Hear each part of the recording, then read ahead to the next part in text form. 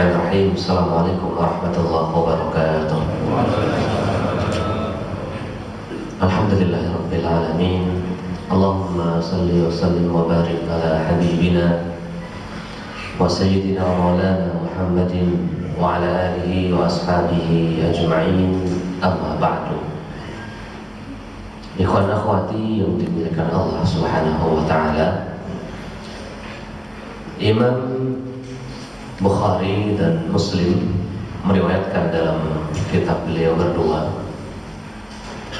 bahwa Rasulullah Shallallahu Alaihi Wasallam bersabda, menceritakan Nabi Allah Sulaiman, tahu Nabi Sulaiman ya, menceritakan Nabi Sulaiman alaihi salam yang berkata, demi Allah, malam ini aku akan menggauli 70 istriku. Satu malam 70 istriku. Dalam satu riwayat disebutkan 90. Dalam satu riwayat lain disebutkan 99 istriku. Dan masih ada riwayat yang lain yang kata beliau, yang semuanya akan mengandung anak, dan ketika lahir menjadi mujahid fi sabilillah, menjadi orang-orang yang bakal berperang di jalan Allah Subhanahu wa taala.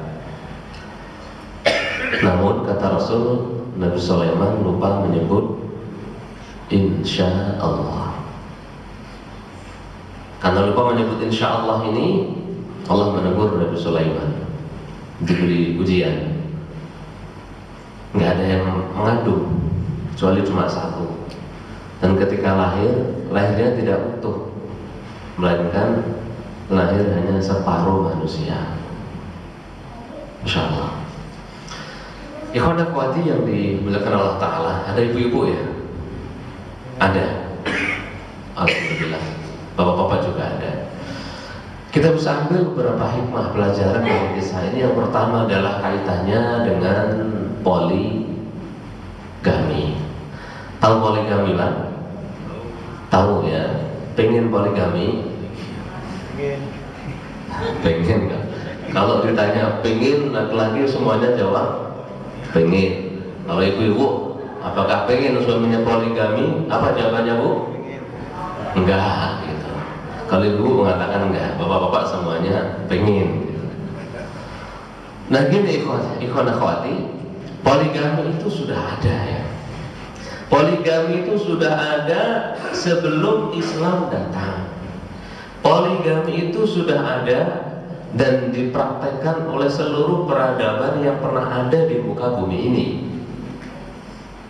Poligami juga dipraktekkan oleh para nabi sebelum Rasulullah Sallallahu Alaihi Wasallam. Tentunya tidak semua nabi. Ini Nabiullah Sulaiman punya istri sampai, dari riwayat yang menyebutkan 70, ada yang 90, 99, bahkan ada riwayat yang menyebutkan lebih. Kalangan-kalangan yang berasal dari non-muslim juga mempraktikkan ini. Silahkan kita lihat. Kita bisa membaca sejarahnya kerajaan Persia. Konon ada satu raja yang memiliki 200 permaisuri. Permaisurinya saja 200, selirnya 2000. Masya Allah, kapan kebagiannya gitu ya, 2000 selirnya gitu. Tapi itulah sejarah yang tidak bisa kita dustakan gitu. Nah, ikhwan akhwati, karena poligami itu sudah ada, jadi mari kita pahami, Islam itu bukan satu-satunya agama yang membolehkan poligami. Justru Islam itu datang untuk mengatur syariat poligami agar laki-laki tidak melanggar batas terhadap hak-hak wanita. Makanya dibatasi hanya berapa Pak? Hanya 4, bukan 6 ya, hanya 4 saja. Karena gak mungkin laki-laki bisa adil jika beristri dalam satu waktu lebih dari 4 ini. Nah, syariat poligami yang sudah ada sebelum Islam, begitu Islam datang, Islam menyatakan boleh. Para ulama mayoritasnya mengatakan hukum asal poligami itu boleh loh Pak. Ada yang mengatakan sunnah, tapi yang lebih kuat menurut kami adalah tingkatan boleh saja, tidak sampai tingkatan wajib.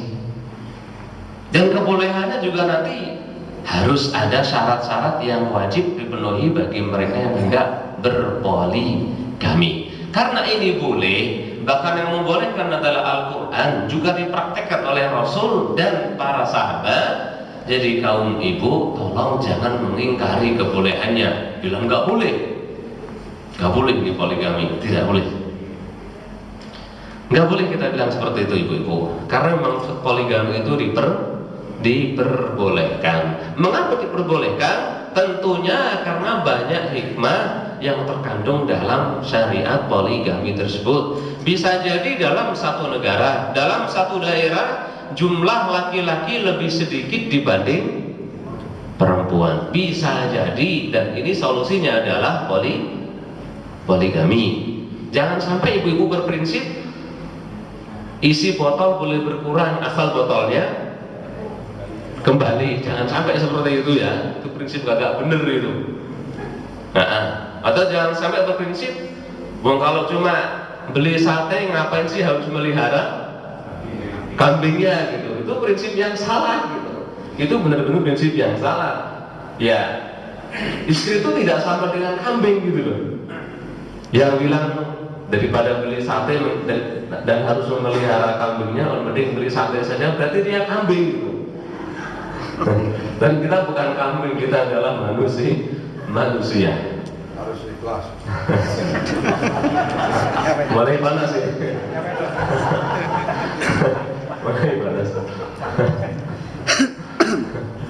Baik ikhwati yang dimuliakan Allah Subhanahu wa taala. Jadi prinsip-prinsip tadi adalah prinsip yang salah. Ya bisa jadi juga hikmahnya, bisa jadi ketika menikah istrinya mandul, sedangkan suami ingin memiliki anak, solusinya adalah poligami. Atau bisa jadi ketika menikah istri usianya sudah tua, untuk memiliki keturunan sulit. Atau kalaupun dikasih keturunan 1, 2, padahal suaminya pengen punya anak 7. Solusinya poligami. Atau ketika menikah suaminya masih muda, istrinya sudah tua gitu. Suaminya mungkin berapa, 25 tahun, istrinya 50 tahun gitu. Mungkin kan ada saja kan, giliran menikah 10-15 tahun, istrinya sudah apa bahasa kita? Sudah tidak pengen laki-laki gitu loh. Espajer memang barang dagangan gitu ya. Kita sudah tidak ingin laki-laki, padahal laki-lakinya masih pengen perempuan. Solusinya berarti poligami gitu. Jadi mengapa diperbolehkan? Terkandung banyak hikmah di ajaran poligami tersebut gitu. Nah, ikhwati, karena poligami ini sesuatu yang dibolehkan, bahkan bagian dari syariat agama ini. Kalau boleh kami berpesan kepada laki-laki, ya poligami itu ajaran dari syariat. Jadi jangan dikit-dikit poligami dijadikan candaan. Candaan kadang di Facebook, kadang candaan di WA, di grup-grup WA, kadang candaan di grup lain, kadang candaan di grup-grup apa. Jadi bapak-bapak itu kalau udah masuk kepala 3 ke atas, balik kepala 4, puber kedua itu, nanti dikit-dikit candaannya adalah poligami. Poligami tidak untuk dicanda-candakan. Kalau mau silakan. Nggak usah kosong berbunyi nyaring. Itu biasanya suka canda-candaan paling takut biasanya itu. Jadi nggak usah dicanda-candain. Itu syariat. Mengapa nggak usah dicanda-candain? Takutnya kita bercanda dalam masalah agama. Kalau kebablasan, takutnya nanti menjadi bahan olok-olokan dalam syariat agama ini yang bisa menjerumuskan kita kepada kekufuran. Kalau boleh saya berpesan juga kepada saya pribadi dan bapak-bapak yang hadir, poligami itu tidak semena-mena boleh, terus kemudian kita main sembrono. Berapa kasus yang sampai kepada saya Ada yang dimandikan, dia dimandikan, laki-laki sudah mati, begitu dimandikan baru datang istri yang kedua, istri ketiganya. Kakak pernah ngomong selama hidupnya kalau dia poligami. Ada lagi yang unik, giliran mau sakaratul maut baru ngomong sama istri pertamanya, aku selama ini bilang ke kamu 1 minggu izin untuk tugas kantor di sono, terus seminggu di sini, seminggu ke sono. Sebenarnya di sono aku nikah lagi gitu. Nggak punya istri, udah punya anak, baru ngomong. Ya jangan sembrono, jangan semena-mena. Memang benar dalam Islam tidak diwajibkan poligami itu harus dapat izin dari istri pertama. Memang benar itu. Tapi kalau akhirnya sembunyi-sembunyi, istri pertama juga tidak tahu, dan mengakibatkan fitnah di kemudian hari, itu juga tidak baik. Ketika kita pengen poligami, sampailah ya. Ketika sampai pengen poligami, antum pengen poligami, lihat kita bisa adil atau tidak. Bukan hanya bisa berhubungan badan, kalau itu semua bisa kali ya. Itu semua bisa. Tapi bisa nggak adil dan cukup tidak nafkahnya. Miris Pak. Nah, saya ditanya oleh ibu-ibu, apa hukumnya saya kabur dari suami, Pak Ustaz? Kenapa kabur? Tapi ya, suami saya kawin lagi. Kawin lagi buat biarin mau boleh. Ketik setelah kawin lagi saya nggak diurusin, itu sifatnya laki-laki gitu kayak gitu. Bukan saya tapi Pak ya. Bukan saya. Insya Allah semoga bukan saya, bukan antum semua gitu. Mentang kita boleh poligami semena-mena, nikah, cerai. Giliran sudah nikah, yang pertama kalau diceraikan tidak dinafkahi, padahal kewajiban nafkah untuk anaknya tetap masih wajib. Atau ketika nikah istri pertama disia-siakan, tidak diperhatikan lagi, sibuk untuk ngurus istri yang kedua. Ya, jangan salahkan ketika ada kaum ekstrem kiri yang berusaha mencari keburukan syariat poligami ini. Padahal yang berlaku buruk itu buruknya bukan di syariat poligaminya, melainkan pada oknum-oknum yang mempraktekkan poligami ini gitu. Jadi kalau mempraktekkan poligami, lihat dulu kira-kira saya sudah cukup enggak ini syarat-syarat yang harus saya penuhi, cukup enggak? Ya praktekannya gini Pak, gampangnya kalau sampean istri pertama atau istri keduanya diberikan mobil, istri pertama juga wajib diberikan mobil, istri keduanya diberikan rumah, istri pertama diberikan rumah. Anak-anak dari istri pertama bisa disekolahkan sampai perguruan tinggi S1, S2, S3. Sama wajib diberikan kepada anak-anak dari istri yang kedua. Istri pertamanya meskipun usianya sudah 60-an tahun, ya kalau di sana semalam, istri kedua juga semalam meskipun istri keduanya 17 tahun. Jangan nanti istri keduanya 6 hari dalam seminggu karena masih muda, istri pertamanya 1 hari. Jangan sampai pelaku poligami yang digambarkan oleh Rasul, jangan sampai kalian datang menemui Allah di hari kiamat dalam kondisi berjalan miring.